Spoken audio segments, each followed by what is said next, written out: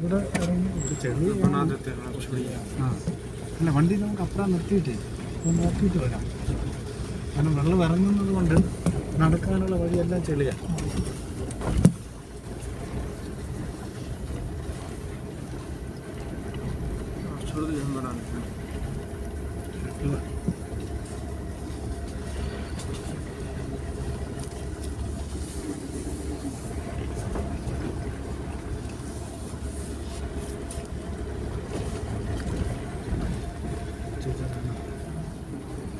മാമു